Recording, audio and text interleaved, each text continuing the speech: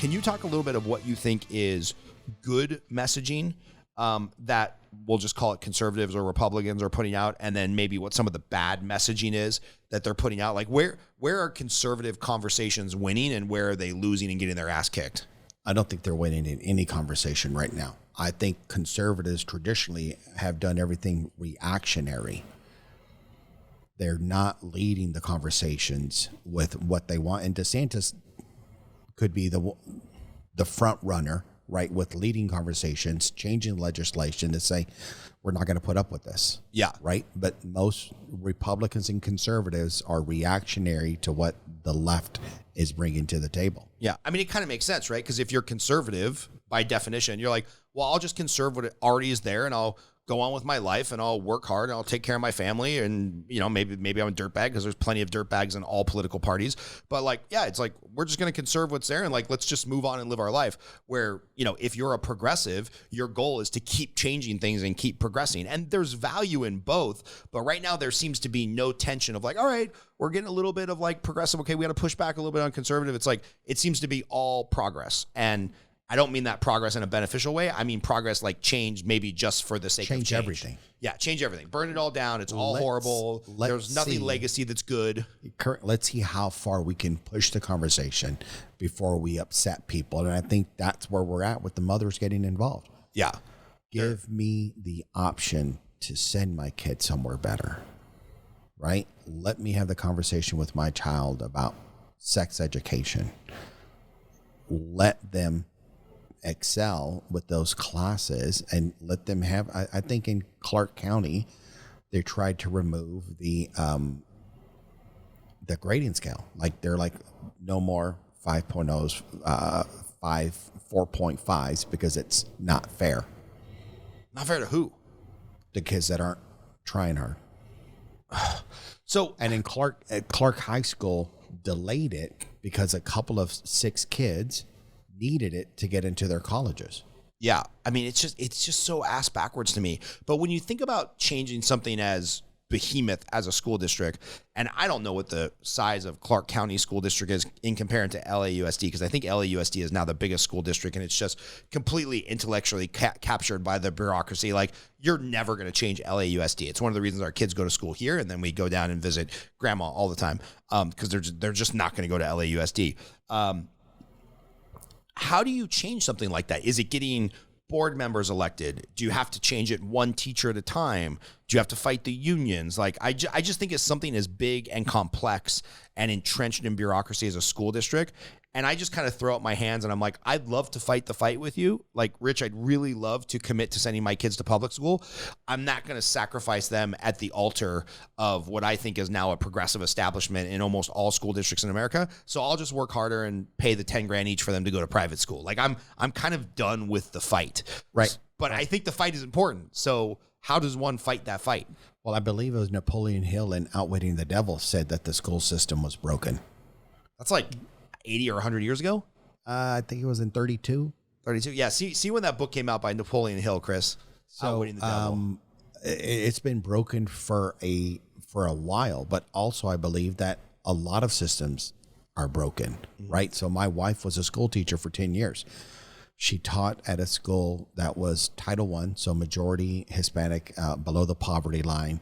And she was a food counselor first, right? Because kids were free lunches, and she had kids that did not look forward to summer breaks or holidays because they would go without. So she would give certain kids backpacks on Friday so they would have food during the weekend and or the holidays through 3 Square. Right? So then she also had kids dealing with a lot of mental and social issues before she was able to be a teacher. And this was at her school. Walter Bracken was the top magnet school 3 years in a row. That was the school she was at? Correct. And there was kids that did not have 3 squares a day? Correct. That principal was allowed to run that school like a business, was the top magnet principal in the nation, because she was allowed to go out. She would seek donors, businesses from outside of the school and the community to come in and get involved. Right. So I think that the argument now is, what do you do with Clark County School District, right? You can pay the teachers more, but they're not safe, right? Who was that teacher yesterday that I was at her kid's sentencing that was told the administration at El Dorado, this kid has threatened me.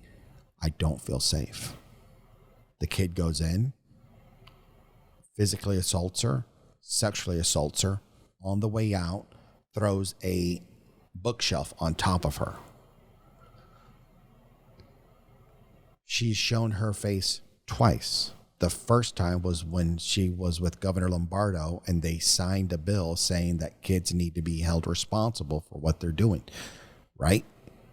No different than California, where you can steal whatever you want and just they can't chase you. Yeah. Yeah. Right. So our kids, and I asked my wife, with all of these things happening in school, I said, how can we make school safe? And she goes, make the parents responsible for the kids' actions. Yeah. Oh, 100%. And there's no accountability. Yeah. Right. And they've detached people so much from anybody having any accountability. Like, we've seen it just progress over the last 20 years where, you hear these horror stories of like, oh, kids being disrespectful. Oh, they'll be kids. Oh, now they're being a little bit more disrespectful. Now they just watch their phone through the entire class and the teacher's not allowed to touch their phone because they'll get sued. Oh, there's a fight in the quad. No teacher's allowed to break it up because there could be a civil liability lawsuit there. And you just go on and on and on and on and on and on and on. And then all of a sudden they're like, oh my God, teachers are in danger. How did that happen? I'm like, what do you mean, how did it happen? Like, this is the logical progression. If I let my kid fuck around and he never finds out, eventually he's going to turn around and just punch my wife in the face because he's a pretty big kid. But you have to you have to have some discipline in place along the line, or my 7-year-old who's already a giant is going to be like a terror. Right. And I don't know, I don't understand how they could go through the last 20 years of what's going on in schools and then somehow be shocked that teachers aren't safe. Well, it's getting worse now, right? I mean, you're seeing the shootings, you're seeing all of these things happening. And it is, I was in Europe a couple of months ago and a friend of mine looked at me and he goes, how do you send your kids to American schools? And I'm like, well, what? I don't understand. He goes, this was at the end of April. You've had 5 mass shootings since the 1st of April. Yeah. Right. So everything has changed. But it's, how did your kids do during COVID? They did awesome. So did mine. How did your friends' kids do that you knew where their parents both worked? They're not tech savvy. Yeah, they're and fucked. They struggled. They're fucked. Correct. I remember Shaquille O'Neal talking about this, and maybe you can look up this number, Chris. Sorry, having you do a lot of fact checking today. Shaquille O'Neal was talking about something where, like, I want to say 1 million African-American kids disappeared from the public school system and never came back because their school shut down for, 6 months, or if you were in California, a year, 2 years, whatever. And something like 1 million African-American, mostly boys, who are just teetering on that razor blade of like, am I going to be a productive member of society, or am I going to be a school dropout and have to find my way in crime, drugs, all the things that come from poverty if you don't finish high school. And he's like, they just disappeared and nobody gives a fuck, especially the liberals who shut down the schools. And not just high school. Imagine if you were a 5th grader going into middle school, both of your parents are struggling and you've got to go do something to put food on the table. Yeah. Yeah. Did you happen to find that, Chris, that talking point from Shaquille? Yeah, it's Shaquille O'Neal being reported by USA Today, 3 million kids. 3 million kids, yeah. And I mean, I'm sure... Neither of which are massively credible sources. But, yeah. And I agree, maybe that stat's maybe it's inflated by 200%, maybe it's underreported by 50%, but somewhere north of hundreds of thousands or millions of African-American kids who Shaquille O'Neal has donated a ton of money to those causes, single kids from African-American families, like, they're just gone. They're just totally fucked. They're going to come back. They're going to come back in some sort of crime. They're going to come back in some sort of social services need. They're going to come back with mental issues. They're going to come back in incarceration. They're not gone. They're just going to show up no longer as a good citizen. Yeah, which is heartbreaking. So anyway, back to my original question: how do you change this? Right? How do you start to change the culture where that teacher will maybe one day feel safe going back to work because things have changed? So you talk about holding the parents accountable to their kids' actions, that's a legal change. But what do you do at like the school district level? What the school district level and the union will fight it, right, is to make the teachers pay dependent on performance, right? Run it more like a business. Right. Right. If your children are not performing, then you don't get that bonus. Yeah. Right. Offer them better benefits, offer them more money. We're both in real estate, and I'll tell people, they get excited when they see what their property taxes are. Man, that's nothing. I said, correct. So if you can buy a nicer house, so if you want to, you can send your kid to that public school, because the demographics of that community are going to raise the standards of that school. Yeah.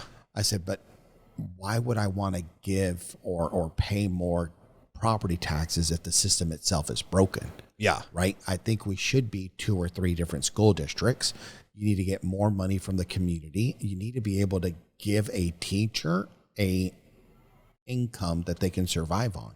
You see, teaching used to be a good career if 2 teachers were together. Yeah. And then they could make above 100,000. My wife, after 10 years being a teacher with a master's degree, her last year, she made $40,000. Yeah. That's not enough to survive. No. Not even close. And if she had married another teacher with masters, then they're both making 80 grand combined. Yeah. I just think of the math of buying a house, $80,000, you got a car loan, maybe 1 student loan or 1 credit card. You're lucky if you can qualify for a $400,000 or $500,000 house. Lucky. And there's not a whole lot of those in decent neighborhoods in the, we'll call it the Southwest anymore, whether it's populated areas of Phoenix, Nevada, California, especially. But yeah, you just can't make it.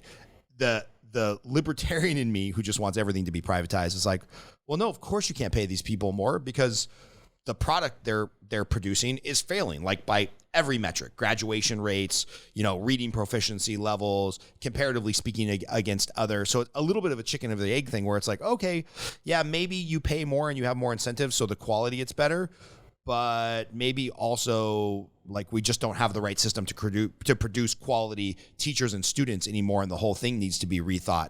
So then it goes back to Napoleon Hill. Right. He said that the general education system is broken. They're not teaching you how to be a creative thinker. You just learn by the book.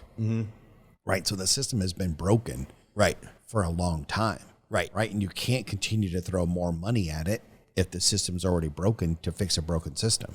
Yeah. And then it gets worse if the parents aren't involved. Right. So during COVID, my kids thrived. My son and daughter were both in pods with 4 kids, Monday, Wednesday, Friday. Right.